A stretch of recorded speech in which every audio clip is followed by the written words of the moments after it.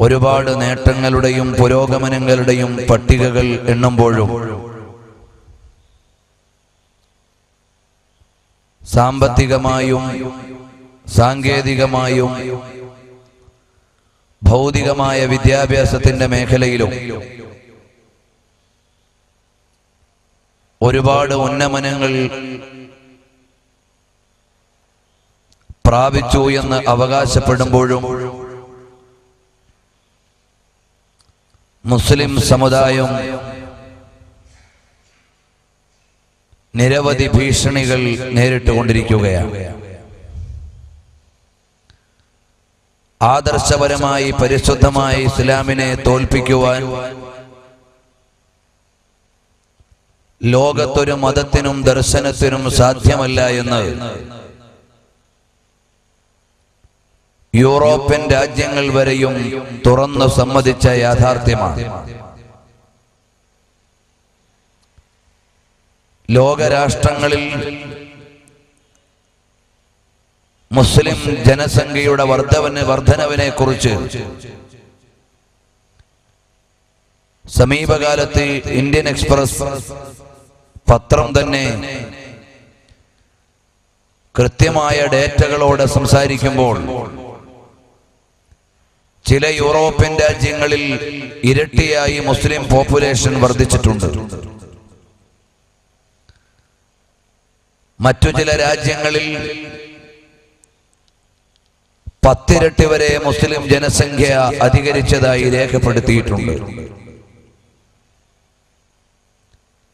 ഇതുപോലെ ആദർശപരമായും ആശയപരമായും വിശുദ്ധമായ ഇസ്ലാമിനെ അതിജയിക്കുവാൻ ലോകത്തൊരു സംഹിതയ്ക്കും സാധിക്കാതെ വരികയും പരിശുദ്ധമായ ഇസ്ലാമിന്റെ അടിസ്ഥാന വിശ്വാസങ്ങളും അതിന്റെ മഹിതമായ പ്രമാണങ്ങളും ലോകത്താരുടെ മുമ്പിലും യുക്തിപരമായും ദാർശനികമായും താത്വികമായുമൊക്കെ അവതരിപ്പിക്കാൻ സമ്പൂർണമായിരിക്കുകയും ചെയ്യുമ്പോൾ മുസ്ലിം സമുദായം ഒരുപാട് വെല്ലുവിളികളും ഭീഷണികളും പ്രാതികൂല്യങ്ങളും നേരിട്ടുകൊണ്ടിരിക്കുകയാണ്. അതിന്റെ കാരണം പവിത്രമായ ഇസ്ലാമിന്റെ അനുയായികൾ എന്ന് അവകാശപ്പെടുന്ന നാം വിശുദ്ധമായ ഇസ്ലാമിന്റെ ആരാധനാക്രമങ്ങളെയും ആചാരങ്ങളെയും വേണ്ട വിധത്തിൽ പരിപാലിക്കാതെയും മഹിതമായ ഇസ്ലാമിന്റെ ആരാധനാകർമ്മങ്ങളിൽ അശ്രദ്ധരായി കഴിയുകയും ചെയ്യുന്നതിന്റെ പേരിലാണ് ലോകൈക ഗുരുവായ പുണ്യപ്രവാചകർ സ്വല്ലല്ലാഹു അലൈഹി വസല്ലം തങ്ങൾ 1400 സംവത്സരങ്ങൾക്ക് മുമ്പ് ലോകത്തിന്റെ മുമ്പിൽ അവതരിപ്പിച്ചിട്ട് പോയ പരിശുദ്ധമായ ഇസ്ലാം മഹാന്മാരായ സ്വഹാബത്തിലൂടെ ലോകത്തിന്റെ മുഴുവനും മാതൃകായോഗ്യരായ പണ്ഡിത ശ്രേഷ്ഠന്മാരിലൂടെ നമ്മുടെ മുമ്പിലേക്ക് കടന്നു വരികയും ആ ഇസ്ലാമിനെ സ്വീകരിക്കാൻ നമുക്ക് ഭാഗ്യം ലഭിക്കുകയും ചെയ്തിരിക്കെ ഇസ്ലാം നിർദ്ദേശിക്കുന്ന ആരാധനാക്രമങ്ങളും ഇസ്ലാം കൽപ്പിച്ചിട്ടുള്ള നിർബന്ധ കാര്യങ്ങളും കൃത്യമായി നമ്മുടെ ജീവിതത്തിൽ പകർത്തിയെങ്കിൽ മാത്രമേ ഇരുലോക രക്ഷ സാധ്യമാവുകയുള്ളൂ. ഒരു മനുഷ്യന് അവന്റെ ഉടമസ്ഥനായ അള്ളാഹുവിനോട്, ഒരു മനുഷ്യന് ലോകാധികാരിയായ പടച്ചവനോട് കാണിക്കേണ്ട നിർബന്ധമായ ബാധ്യതയും നന്ദി രേഖപ്പെടുത്തുവാനുള്ള അവസരവുമാണ് 5 നേരത്തെ നിസ്കാരം. 5 നേരത്തെ നിസ്കാരം ഒരു വിശ്വാസിയെ സംബന്ധിച്ചിടത്തോളം അവൻ അത് നിലനിർത്തേണ്ടത് അവന്റെ വിവേകം നിലനിൽക്കുന്ന കാലത്തോളം അവന്റെ എല്ലാ അവയവങ്ങളും നഷ്ടമാണെങ്കിലും, അവന്റെ എല്ലാ അവയവങ്ങൾക്കും പരിക്ക് പറ്റിയിട്ടുണ്ടെങ്കിലും, കാഴ്ചയില്ല, കേൾവിയില്ല, നടക്കാൻ യോഗ്യനല്ല, പിടിക്കാൻ കൈയില്ല, അങ്ങനെ എല്ലാ അവയവങ്ങളും ക്ഷീണിച്ചു കിടന്നാലും വിവേകം പ്രവർത്തിക്കുന്നിടത്തോളം കാലം 5 നേരത്തെ നിസ്കാരത്തോടുള്ള നിർബന്ധ ബാധ്യതയിൽ നിന്ന് ഒരു വ്യക്തി, ഒരു പൗരൻ ഒഴിവാവുകയില്ല. സഹോദരിമാരെ സംബന്ധിച്ചിടത്തോളം അവരുടെ ബുദ്ധിയും ശുദ്ധിയും നിലനിൽക്കുന്നിടത്തോളം നിസ്കാരത്തിൽ നിന്ന് ഒഴിവാവുകയില്ല. ആ നിർബന്ധമായ നിസ്കാരത്തോട് ഒരു മുസ്ലിം ആഭിമുഖ്യം കാണിക്കുമ്പോഴാണ് ബൈനൽ മർഇ വബൈനൽ കുഫ്രി, ഒരു മനുഷ്യനെ മുസ്ലിമാണോ കാഫിറാണോ എന്ന് വേർതിരിച്ചറിയുവാനുള്ള അവന്റെ ഡേ ടു ഡേ ലൈഫിലെ മാനദണ്ഡം, അവന്റെ നിത്യജീവിതത്തിലെ മാനദണ്ഡം 5 നേരത്തെ നിസ്കാരമാണ് എന്ന് ലോകഗുരുവായ പുണ്യ റസൂൽ സല്ലല്ലാഹു അലൈഹി വസല്ലം തങ്ങൾ പഠിപ്പിക്കുകയാണ്. അപ്പോൾ അല്ലാഹു സുബ്ഹാനഹു വ തആലയ്ക്ക് വേണ്ടി കൃത്യമായ ആരാധന നിർവഹിക്കുകയും 5 നേരത്തെ നിസ്കാരം നമ്മുടെ ശരീരത്തിന്റെ നിർബന്ധമായ ടാക്സ് ആണ്. കൊച്ചു വെളുപ്പാൻ കാലത്ത് ഉണർന്നെഴുന്നേൽക്കുമ്പോ അള്ളാഹുവിന്റെ മഹാത്മ്യത്തെ വിളിച്ചു പറയുന്ന അല്ലാഹു അക്ബർ എന്ന അമരധ്വനി പള്ളിയുടെ മിനാരത്തിൽ നിന്ന് കേൾക്കുമ്പോ എനിക്കു ജീവനും വായുവും ഭക്ഷണവും കിടപ്പാടവും എല്ലാം ഒരുക്കി തന്ന ലോകാധിനാഥനായ അള്ളാഹുവിനോടുള്ള നന്ദി പ്രകാശനമാണ് സുബഹി നിസ്കാരം.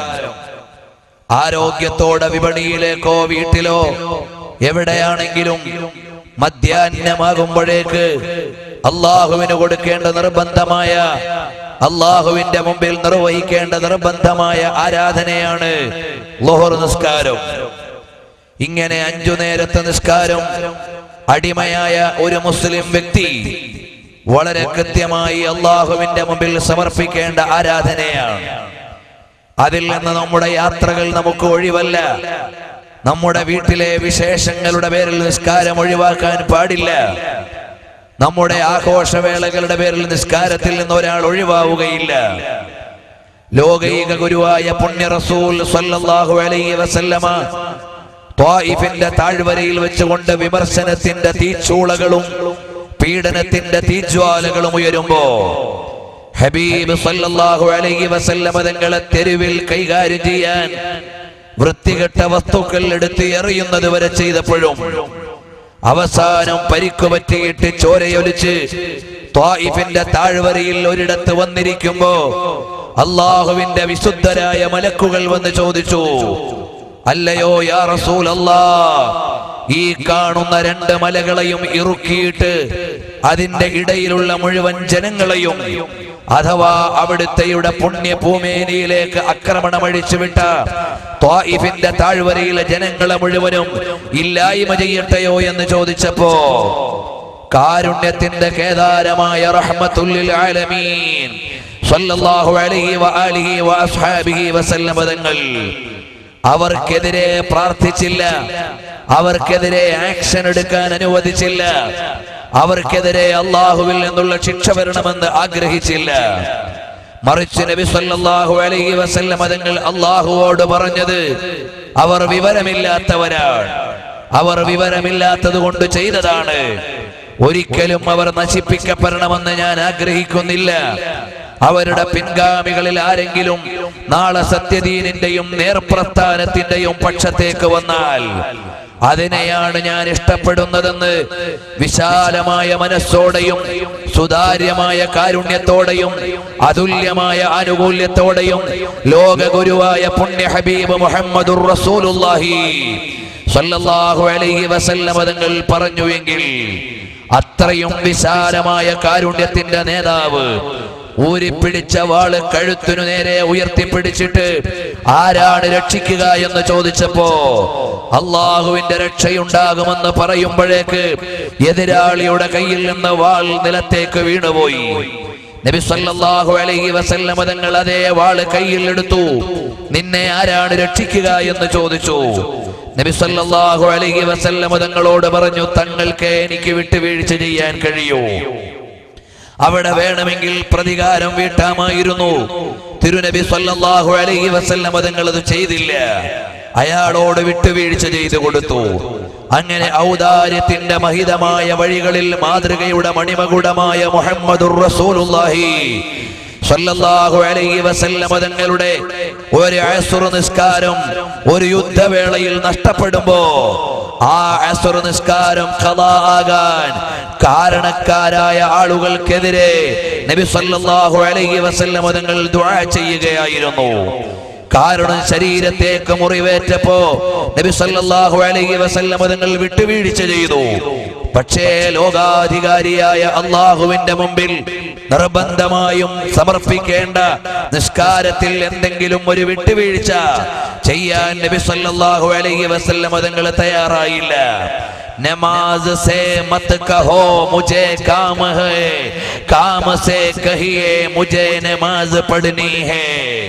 നമ്മുടെ ജോലികൾ മുമ്പിൽ വരുമ്പോ എനിക്ക് നിസ്കരിക്കാൻ നേരമില്ല, എനിക്ക് കമ്പോളത്തിൽ പോകണം, എനിക്ക് നിസ്കരിക്കാൻ നേരമില്ല, എന്റെ വാഹനം വരാറായി, എനിക്ക് നിസ്കരിക്കാൻ നേരമില്ല, എനിക്ക് പല കാര്യങ്ങളും ചെയ്യാനുണ്ട്, അങ്ങനെ പറയാൻ പാടില്ല. നിന്റെ മുമ്പിലേക്ക് എന്തെങ്കിലും ഒരു ജോലി വരുമ്പോ 4 മണിയുടെ വണ്ടിയിൽ പോകണം, 5 മണിക്ക് കട തുറക്കണം, 6 മണിക്ക് നീ ഇന്ന കാര്യം ചെയ്യണമെന്ന് പറയുമ്പോ നിസ്കാരത്തിന്റെ സമയമാണെങ്കിൽ കാമസേ കഹിയേ, നിന്റെ ജോലിയോട് നീ പറയണം മുझे നമാസ് പഠനി ഹേ, എനിക്ക് നിസ്കരിക്കുവാനുണ്ട്, അത് കഴിഞ്ഞിട്ടേ എനിക്ക് വരാൻ പറ്റൂ. ഇതാണൊരു വിശ്വാസിയിൽ നിന്നുണ്ടാകേണ്ടത്. ഇതാണൊരു മുസ്ലിമിന്റെ പ്രവണതയായി വരേണ്ടത്. ഇതാണൊരു മുസ്ലിമിന്റെ സംസ്കാരമായി പരിണമിക്കേണ്ടത്.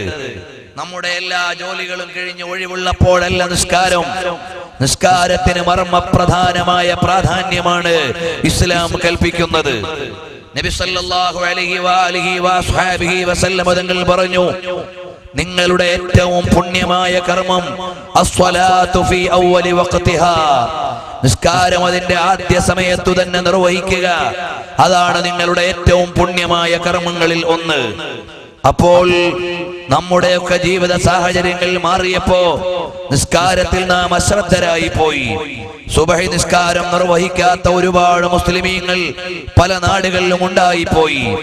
എന്നാൽ നബി സല്ലല്ലാഹു അലൈഹി വസല്ലം തങ്ങൾ പറയുന്നത്, മൻ സ്വല്ലാ സ്വലാത്ത സുബ്ഹി, ആരെങ്കിലും ഒരാൾ സുബ്ഹ് നിസ്കരിച്ചാൽ ഫഹുവ ഫീ ദിമ്മത്തില്ലാഹ്, അവൻ അല്ലാഹുവിന്റെ റെസ്പോൺസിബിലിറ്റിയിലാണ്, അല്ലാഹുവിന്റെ പ്രത്യേകമായ സംരക്ഷണം അവന് ലഭ്യമാണ്. മൻ തറക സ്വലാത്ത സുബ്ഹി, ആരെങ്കിലും ഒരാൾ സുബ്ഹ് നിസ്കാരം ഒഴിവാക്കിയാൽ വഹുവ ഖാരിജുൻ അൻ ദിമ്മത്തില്ലാഹ്, അവൻ അല്ലാഹുവിന്റെ റെസ്പോൺസിബിലിറ്റിയിൽ നിന്ന് പുറത്താണ്. അല്ലാഹുവിനെ അറിയേണ്ടതില്ല അവൻ എന്തായി, അവൻ ഏതായി. അനുസരണയുള്ള കുട്ടി പോയി വീണാൽ നമ്മുടെ മാതാപിതാക്കൾക്ക് പ്രത്യേകമായ ഒരു പരിഗണനയാണ്. അതേ സമയത്ത് അനുസരണയില്ലാതെ ഇറങ്ങിപ്പോകുമ്പോ നമ്മൾ പറയും, നീ എവിടെങ്കിലും പോയി തൊലഞ്ഞോ എന്ന് പറയും പോലെയാണ് നിസ്കരിക്കാത്തവന് അല്ലാഹുവിന്റെ അടുക്കൽ പരിഗണനയില്ല. അപ്പോൾ പവിത്രമായ നിസ്കാരത്തെ നമ്മുടെ ജീവിതത്തിന്റെ അവസാനം വരെയും എല്ലാ സമയത്തും പൂർണ്ണമായി പാലിക്കേണ്ടതാണ്. ഇശാഇന്റെ സമയം പ്രവേശിച്ചു, ഇശാ നിസ്കരിക്കുവാനുള്ള സമയം ലഭിച്ചു, നിസ്കരിക്കാതെ മരിച്ചുപോയാൽ ആ നിസ്കാരത്തെ കുറിച്ചുകൂടി വിചാരണയുണ്ടാകുമെന്നാണ് ഇസ്ലാം പഠിപ്പിച്ചു തരുന്ന പാഠം. അത്രയും അമൂല്യമായ ആരാധനയിൽ മുൻഗാമികളായ ആളുകൾ കാണിച്ച കൃത്യമായ നിഷ്ഠയും നബി സല്ലല്ലാഹു അലൈഹി വആലിഹി വസ്ഹബിഹി വസല്ലം തങ്ങൾ നമുക്ക് പഠിപ്പിച്ചു തന്ന ചര്യകളെയും വളരെ മനോഹരമായി നാം പാലിക്കേണ്ടതുണ്ട്.